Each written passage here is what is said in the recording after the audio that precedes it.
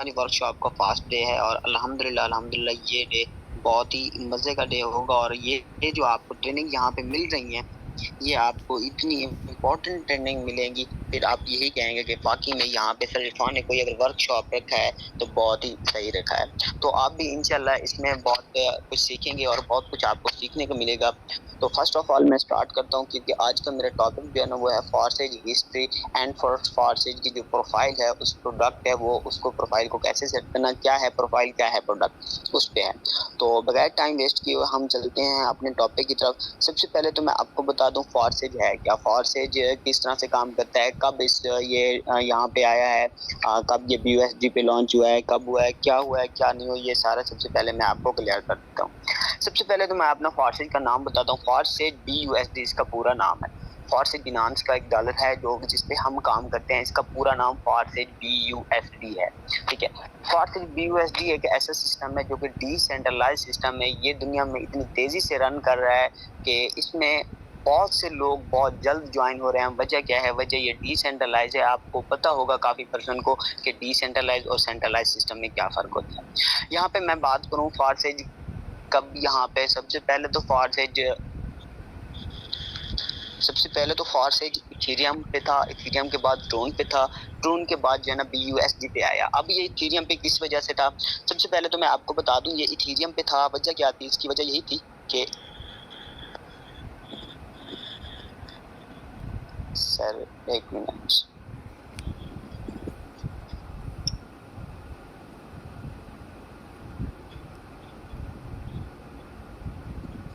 ہاں جی، تو یہ سب سے پہلے ایتھیریم پہ تھا، ایتھیریم پہ ہونے کے باوجود یہ آیا ٹرون پہ، ٹرون کے باوجود یہ آیا BUSD پہ۔ اگر یہ سب سے پہلے ایتھیریم پہ تھا تو وجہ کیا تھی؟ ایتھیریم پہ یہ ہوتے ہوئے وجہ یہی تھی کہ ایتھیریم کا ریٹ کبھی زیادہ ہو جاتا تھا، کبھی کم ہو جاتا تھا۔ سب سے پہلے تو ایتھیریم پہ ہونے کی وجہ لوگ یہاں پہ جوائن کرتے تھے۔ اب کوئی بندہ آتا ہے تو ہم اس کو پرائز بتاتے ہیں کہ بھائی یہاں پہ آپ نے $11 اور 0.06 BNB سے اسٹارٹ کرنا ہے۔ اگر پاکستانی روپیز میں بات کروں تو یہ آپ کے بنتے ہیں 3,900 روپے۔ اگر کم بھی ہو جائیں تو 100 ہوتا ہے، اگر زیادہ بھی ہو جائیں تو 100 ہوتا ہے، زیادہ اس میں زیادہ فرق نہیں پڑتا۔ لیکن جو ایتھیریم تھا، ایتھیریم میں بہت زیادہ فرق پڑ جاتا تھا، وہ کبھی 500 سے 2,000، 2,000 سے 4,000، 4,000 سے پھر 700، اس طرح کا ہو جاتا تھا۔ اس طرح سے بہت لوگ تنگ ہوتے تھے، لوگ یہی کہتے تھے یہ سسٹم اچھا نہیں ہے، یہ ہے، مطلب اس کے بارے میں نیگیٹو باتیں کرتے تھے کہ ہم سے زیادہ لیا گیا۔ اگر ایک ممبر آتا ہے تب ریٹ ہوتا ہے 500، تو آپ اس کو ایتھیریم کے حساب سے 500 لیتے ہو۔ اگلے ہی دن کچھ 12 گھنٹے کے بعد کوئی ممبر آتا ہے، آپ اس سے 2,000 لیتے ہو، پھر تیسرے دن بندہ آتا ہے آپ اس سے 700 لیتے ہو۔ تو ڈفرینٹ وہ آپس میں جب آپ کے گروپ میں آپ ان کو بتا رہے ہوں گے، آپس میں یہی کہیں گے میرے سے تو اتنا لیا تھا، میرے سے تو اتنا لیا تھا، وہ خود نیگیٹو ہو جائیں گے آپ پہ، مطلب یہ کہ ٹرسٹ بھی نہیں کریں گے کہ ہم سے سر نے زیادہ لے لیا ہے۔ تو وجہ کیا تھی؟ وجہ یہی تھی۔ پھر اس کو بعد ایتھیریم سے ہٹانے کے بعد اس نے ٹرون پہ لے آیا، ٹرون پہ بھی یہی حال ہوتا، ٹرون پہ بھی اس کی قیمت کبھی بڑھ جاتی تھی زیادہ، کبھی لو ہو جاتی تھی، بہت سارے ایشوز ہو رہے تھے، تو انہوں نے ٹرون سے بھی ختم کر دیا۔ اس کے بعد انہوں نے فیصلہ کیا ہے کہ جو اس کو بنانے والے ہیں، جو اس کے میکر ہیں، انہوں نے فیصلہ کیا ہے کہ اس کو BUSD پہ لے آئیں، تاکہ BUSD کے جو ہے نا یہاں پہ انہوں نے انفارمیشن لی کہ BUSD کا ریٹ جو ہے نا اوپر نیچے نہیں ہوتا اتنا زیادہ، اگر ہوتا بھی ہے بہت کم ہوتا ہے۔ تو جب اس کو BUSD پہ لایا گیا تب سے یہ زیادہ ورکنگ کرنے لگا، زیادہ کام کرنے لگا، اور کسی کو بھی زیادہ لاس نہیں ہوا، اس میں صرف اور صرف بینیفٹ ہوا ہے، اور بہت بینیفٹ ہوا ہے۔ یہاں پہ اگر میں بات کروں فارسیج BUSD کی، فارسیج BUSD ایک ایسا پلیٹ فارم ہے، ایک ایسا سسٹم ہے جس کو بنانے والے تو ہیں لیکن چلانے والا انٹرنیٹ ہے۔ کیونکہ دیکھیں کوئی بھی دنیا کی چیز ہے، کوئی بھی چیز آپ دیکھ سکتے ہیں، اس کا میکر ہوتا ہے، اس کو بنانے والا ہی ہوتا ہے۔ اگر اس کا بنانے والا ہے تو اس کو بھی بنانے والا ہے مسٹر لاڈو۔ مسٹر لاڈو نے اسے بنایا ہے۔ جب اسے BUSD پہ لانچ کیا گیا تب 31 جنوری 2020 کو اس کو BUSD پہ لانچ کیا گیا تھا، ٹھیک ہے، 31 جنوری 2020 کو۔ اس کے بعد مسٹر لاڈو نے اسے جب بنایا تھا، مسٹر لاڈو نے بنانے کے بعد اس کو بلاک چین پہ ڈپلائے کر دیا، کیونکہ دنیا میں کوئی بھی چیز ہے اس کا میکر ہوتا ہے لیکن اس کے چلانے والے کا پتہ نہیں ہے، تو کون چلا رہا ہوتا ہے؟ کوئی اگر چیز، کوئی مشینری چیز ہے، کوئی بندہ بناتا ہے لیکن چلاتا کوئی اور ہے۔ اسی طرح سے جب اس کو بنانے والے مسٹر لاڈو تھے، مسٹر لاڈو ایک پیشے میں رہتے ہیں، ایک سافٹ ویئر انجینئر ہے، مسٹر لاڈو نے اسے بنانے کے بعد اس کو بلاک چین پہ ڈپلائے کر دیا۔ آپ کو پتہ ہے کوئی بھی سسٹم، کوئی بھی لنک، کوئی بھی ویب سائٹ، کوئی بھی کمپنی اگر بلاک چین پہ ڈپلوائے ہو جائے وہ پھر ڈی سینٹرلائز سسٹم بن جاتا ہے. وہ دنیا میں تب تک رن کرتا ہے جب تک دنیا میں انٹرنیٹ ہوتا ہے. اب مسٹر لاڈو نے اسے جب بنانے کے بعد اس کو جب بلاک چین پہ ڈپلوائے کر دیا, مسٹر لاڈو نے بھی یہی کہا ہے کہ یہ اب میرے ہاتھ سے باہر ہے. مطلب یہ ہے کہ انٹرنیٹ خود ہی سے چلا رہا ہے, کوئی بندہ اسے نہیں چلا رہا. چلانے والے تو بہت ہوتے ہیں, کمپنیوں کو چلانے والے ہوتے ہیں, ویب سائٹس کو چلانے والے ہوتے ہیں, لنکس کو چلانے والے ہوتے ہیں. اس میں کوئی نہیں چلا رہا ہے, اس میں خود ہی انٹرنیٹ خود اس کو چلا رہا ہے. اسی لیے یہ سیکیور سسٹم ہے, 100 کا 100% ہمیں دینے والا سسٹم ہے.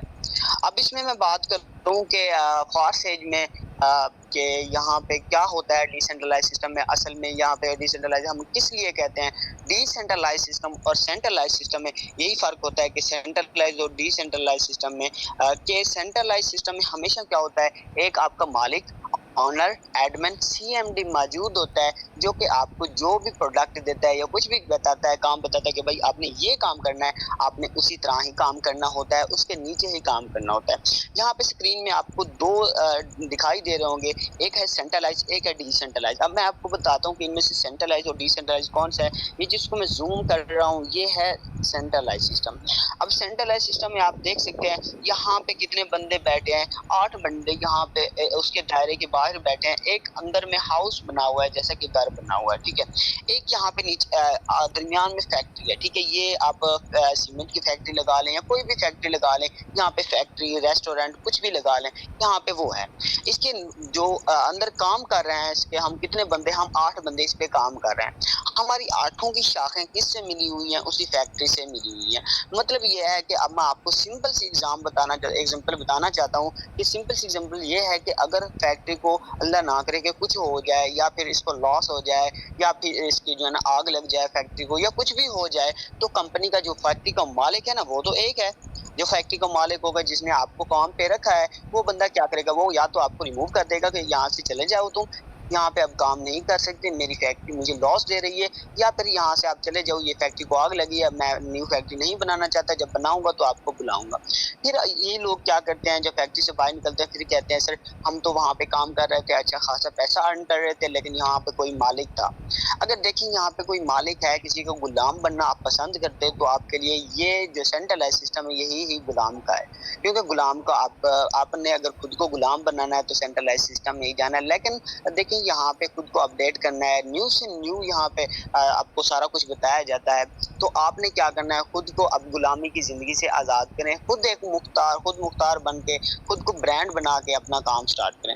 اب تھوڑا سا اور ایگزامپل دیتا ہوں سینٹرلائز سسٹم کی. سینٹرلائز سسٹم بیسیکلی ہوتا ہے ایک مالک. ایک مالک جب آپ کو کام بتاتا ہے کہ بھائی یہ کام آپ نے 8 گھنٹے میں مکمل کرنا ہے, صبح آپ نے آنا ہے, شام کو اتنے بجے جانا ہے, ڈیلی کی بیس پہ آپ نے 8 گھنٹے اس کام کو دینے ہیں, ٹھیک ہے.